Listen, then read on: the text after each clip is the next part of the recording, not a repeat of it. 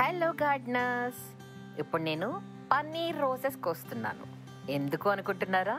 చెప్పుకోండి చూద్దాం. ఈ పన్నీర్ రోజెస్తో నేను రోజ్ వాటర్ తయారు చేస్తున్నాను. అందరికీ రోజ్ వాటర్ తెలుసు, చాలామంది బయట కొనుక్కుంటారు. కానీ నేను ఒక స్పెషల్గా రోజ్ వాటర్ తయారు చేస్తున్నాను.